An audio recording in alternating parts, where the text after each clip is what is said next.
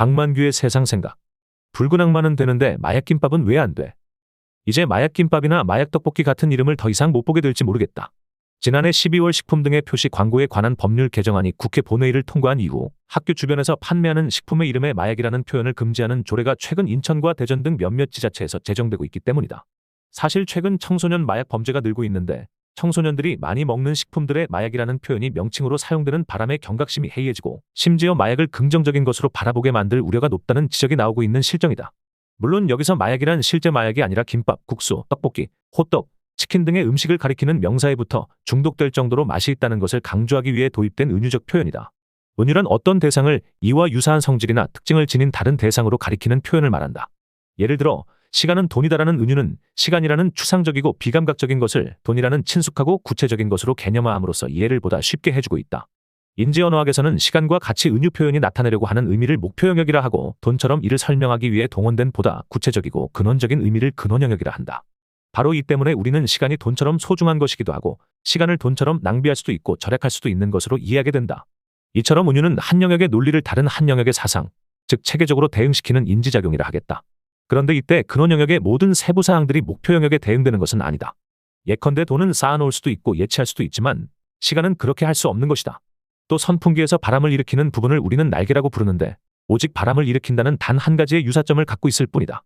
나머지 부분들, 즉 선풍기의 날개는 새의 날개와 전혀 모양이 비슷하지도 않고 또 새처럼 선풍기를 날아오르도록 하지도 못하는 것이다. 이처럼 관련된 의미만을 남기고 목표와 상관없는 나머지 요소는 인식 내용에서 버리는 것이 은유의 기본적인 속성이다. 그런데 만일 근원 영역 중에서 목표 영역에 대응되지 않는 내용들인데도 쉽게 버려지지 않는 경우가 있다면 이는 문제를 야기한다.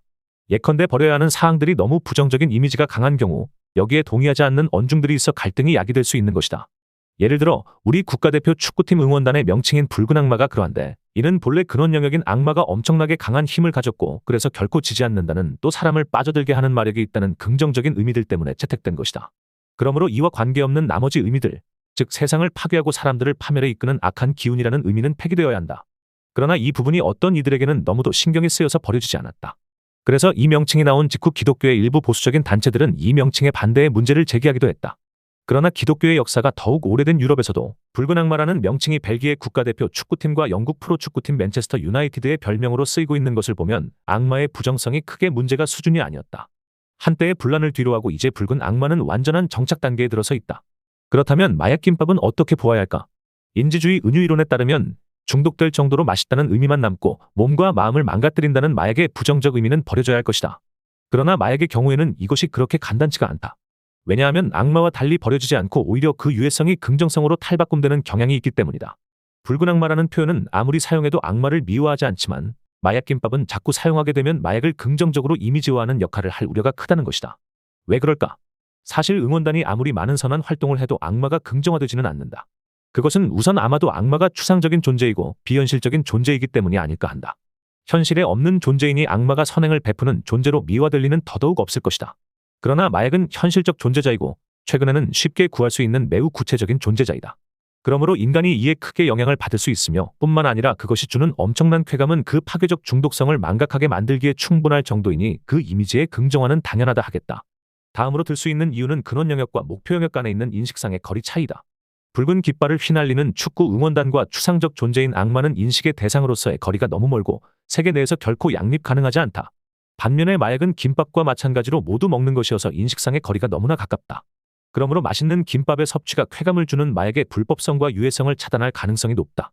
마약을 친근한 대상으로 여기게 할 가능성이 이렇게 탄생한다. 물론 마약이라는 단어 하나가 들어간다고 얼마나 친화적인 이미지를 구축한다고 호들갑을 떠는가 하고 의문을 제시하는 사람들도 있겠지만 사실 아무리 사소한 것이라도 지속적으로 반복 노출이 되면 누구나 그 대상에 익숙해져서 그에 대한 반감이 감소하고 호감도가 상승한다는 것이 많은 심리학 실험으로 입증되어 있다. 소위 단순 노출 효과이다. 게다가 문제는 이것이 청소년에게는 더욱 위험하다는 점이다.